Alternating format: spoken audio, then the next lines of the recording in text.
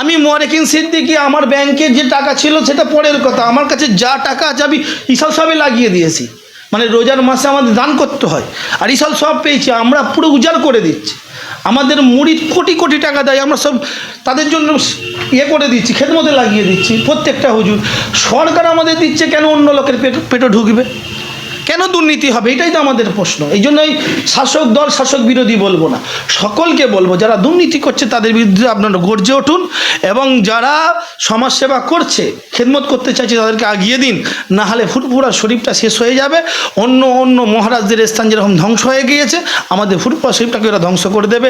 ফুরফুরা শরীফের মুরিদদের বলছি, আপনার পীরের আওলাদেরা বিক্রি হয়ে গেছে, দলদাস হয়ে গেছে, নীতি আদর্শ হারিয়ে ফেলেছে। এরা ফুরফুরা শরীফের মাজার শরীফকে সরকারকে না দিয়ে দেয়, আপনারা কিন্তু ঐক্য হন, নাহলে কোনোদিন ফুরফুরা শরীফ হাতছাড়া হয়ে যাবে। দাদা হুজুরের মাজারে ঢুকতে দেবেন, আপনাদেরকে মেয়ে ঢুকিয়ে দেবে মাজার শরীফে, মাথায় রাখবেন।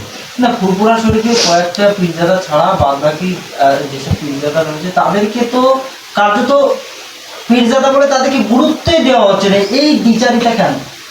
এটা হচ্ছে অনেক চক্রান্ত। এটা বামফ্রন্ট আমল থেকে একটা পরিকল্পনা আছে যে তারা ওই জায়গায় কাউকে আসতে দেবে না। এটা কিন্তু আজ থেকে নয়, এটা বামফ্রন্ট আমল থেকে চক্রান্ত হয়ে যাচ্ছে। ফুরফুরা শরীফে আগে লাল মাটির ধুলোয় আমাদের মুরিদদের শরীরের ওই জামা কাপড় লাল হয়ে যেত, মানুষকে পানি দেওয়া হতো না। এই সরকার এসে তো দিচ্ছে ভালো জিনিস, কিন্তু ওই যে কিছু চক্রান্তকারী আছে, তারা যখন যার যুগ আসে তখন তাতে ঢুকে যায়। যার যখন পিরিয়ড আসে, তারা এত ক্ষমতা নিয়ে বসেছে, সেই জায়গায় ঢুকে যায়। তারা শুধু অর্থ সঞ্চয় করে, তাদের নিজের স্বার্থ চরিতার্থ করে, তারা সেই জায়গায় বসে সেই জায়গাটা ধরে রাখার কারণে আজকে এই ক্ষতিগুলো হচ্ছে। এখানে যারা বলবো শাসক ভাই আছেন, আপনারা ফুরফুরা শরীফের আওলাদদের ভালোবাসেন, মুজাহিদুজ্জামান হুজুরকে ভালোবাসেন। দেখেন, দিন শেষে আপনাদের যে প্রয়োজন আছে, কিন্তু এই জায়গাটায় রাজনীতি করতে আসবেন না, সেবা করতে আসবেন। আমরাও যেরকম সেবা করার জন্য নিজেদের বিলীন করেছি, আপনারা সেবা করুন। সর্বোপরি একটা কথা বলবো, আপনারা জানেন যে এখানে পীরজাদারা যেরকম রয়েছে, সাধারণ মানুষ গ্রামবাসীও রয়েছে। গ্রামবাসীদেরও মতো নেওয়া হয় না ফুরফুরা ইসাল সাহেব। কেন নেওয়া হবে না?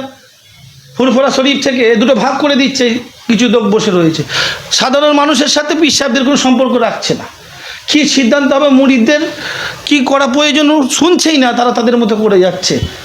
আমাদের ফুরফুরা শরীফে হুজুর কেবলা, আব্বা হুজুর কেবলা বলেছে পানির অভাব না হয়, ব্যবস্থা করা হয়েছে, ইফতার ব্যবস্থা করা হয়েছে, যেন কোনো রকম ইফতারের সামগ্রী অসুবিধা হয়, খাওয়া, মানুষের খাওয়ার ব্যবস্থা করেছে। তাই নয়, আমার আব্বা হুজুর কেবলা বলেছেন সব পাখার ব্যবস্থা করে দাও, পাখার ব্যবস্থা করে দেওয়া হয়েছে।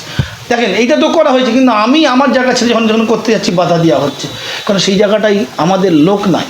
ওই জায়গাটা তারা ভেতর থেকে স্বার্থ চরিতার করার জন্য, নিজস্ব লোভ করার জন্য। এমন নয়, ফুরফুরা শরীফ থেকে আপনি অবাক হয়ে যাবেন, দোকানগুলো হয়েছে সেবা করার নাম করে লক্ষ লক্ষ টাকা তাদের কাছ থেকে নেওয়া হয়।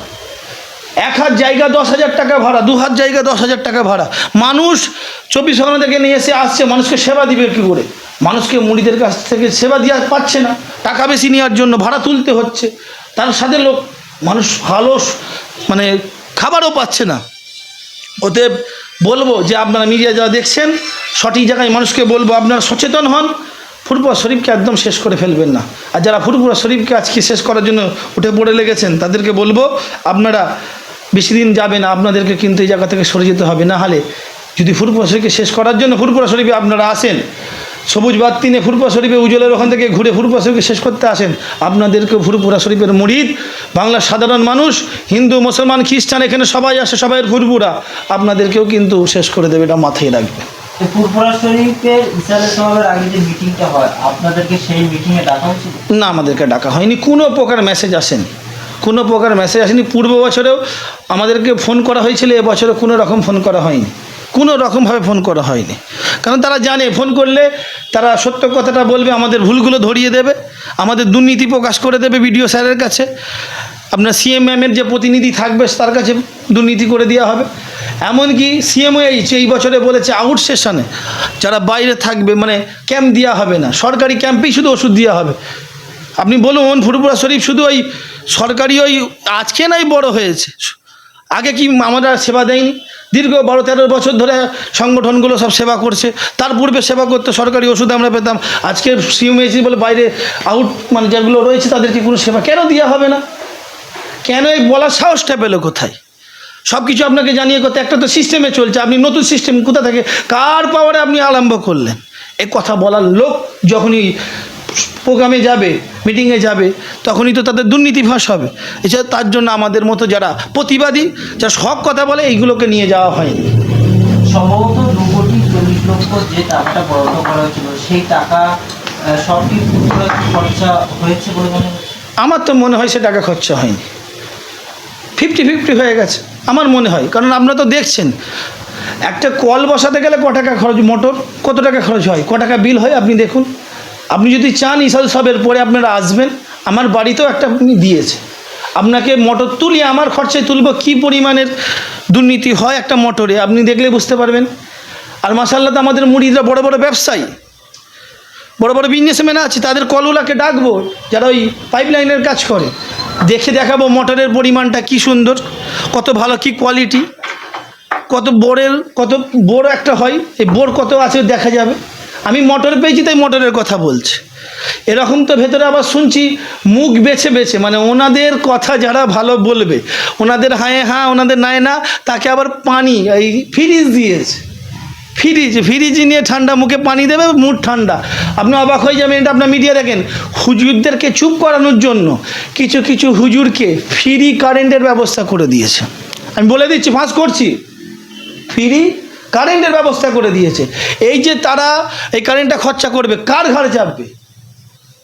এই হুজুরদের চুপ করানোর জন্য ভেতর থেকে কারেন্ট ফ্রি করে দিল। ওই কারেন্টের চাপটা, টাকাটা কে দেবে? সরকারের টাকাগুলো নিয়ে কেন এরকম হবে? সাধারণ মানুষের টাকাগুলো নিয়ে কেন এরকম হুড়কুড়ে অন্যায় কাজ হবে? এই কথাগুলো আপনাকে বলতে হবে, আমাকে বলতে হবে। তাই বলি, বারবার বলছি, প্রথম থেকে শেষ পর্যন্ত হুজুরদের আলোচনা মাফিক যেগুলো কাজ হয়নি, হুজুররা কিন্তু দায়ভার নেবে না, আমরা দায়ভার নেব না।